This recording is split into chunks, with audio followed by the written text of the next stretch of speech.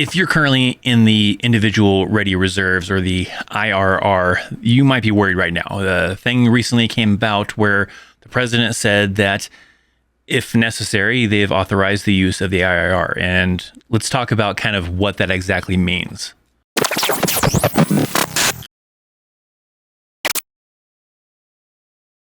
If you're not familiar with the IRR, that's simply a program that for individuals that have not yet met their 8-year requirement, they can possibly get called back, because even if you do 4 years and get out, you still have an 8-year commitment. So that means if you did 4 years on active duty or in the reserves, then you still have like another 4 years of inactive ready reserves for those additional, to make 8 years total kind of a thing. So let's talk about the main thing here, which is that with everything going on in Europe, over, with, Russia and the Ukraine, they have individuals that are, currently in Europe that are kind of, there for a specific operation. And if things need to, plus up a little bit more to help support Ukraine, if what's going on, then those individuals can be, used for that. But the president specifically has authorized the use of more individuals if need be. So that's kind of what we're focusing on here, is that, President Biden has authorized, the Pentagon to utilize up to 3,000 total members, and 450 of those can come from the individual ready reserves or the IRR. So that's the key thing that a lot of people are focusing on right now, is that those individuals that occur in the IRR are worried that they might get called back. Now, they put this out, and the key thing you also have to kind of understand is that this is just an option. They have not yet authorized saying that this is what they're going to do. They're just simply saying right now that this is a possibility they could do if need be, if necessary, if they need to plus up some numbers. Right now, you got people deployed to Europe for Operation Atlantic Resolve, and if they need to plus up those numbers, they can utilize reservists and 450 from the IRR. Because that's also a key thing to understand, like from this article from Task and Purpose, where they talk to somebody, they talk to a spokesperson, and that spokesperson says that it doesn't mean that, for example, that 3,000 reservists will be called up, or 450 IRR individual ready reserve members will be called up.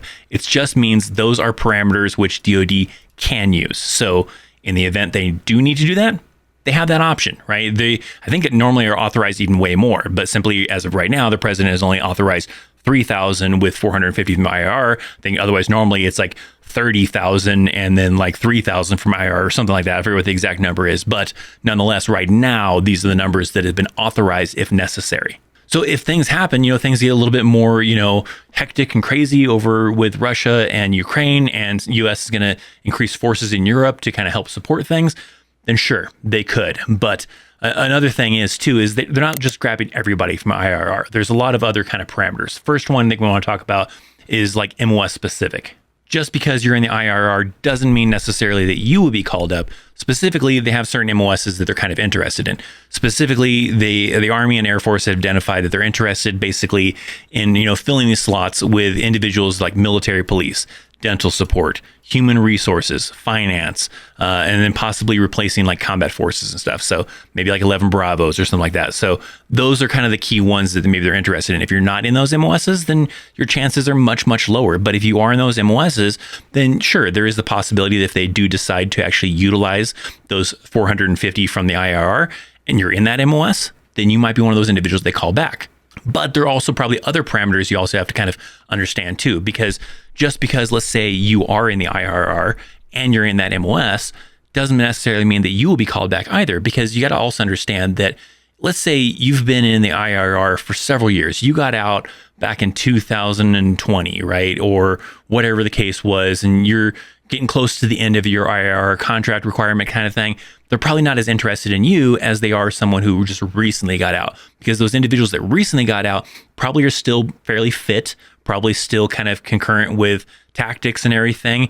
Probably not somebody that's been possibly just bumming in on the couch, smoking weed or whatever kind of a thing. They're going to want the individuals that are a little bit more fit and ready compared to the individuals that have been in the IRR for a long time, have been away from the Army for several years. Those are probably lower on their list of priorities of who they want. So I would say, if you're someone that's like, oh crap, I only got 30 days left. I only got, 2 months left in the IRR and I was home free. Now I'm worried about this.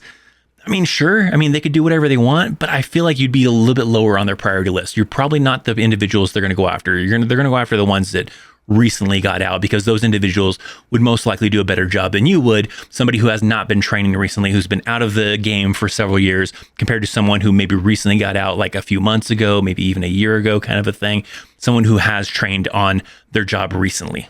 So if you're in that kind of situation where maybe you recently got out of the Army not too long ago, you're in one of those MOSs that they could possibly want, let me know down in the comment section down below. What are your thoughts on this whole scenario? Are you worried about this? Are you not worried about this? If you're not even in this situation, what are your thoughts just in general on this whole kind of situation of them possibly bringing back individuals from the IRR? They have done this in the past. They did it during the Iraq War and the Afghanistan War, where they did bring back individuals. Some people just simply did not show up, and some people did have to show up. It just kind of, I guess depends on the individuals, but they have done this before. It's not like an unlikely thing that has never been used since Nam or anything.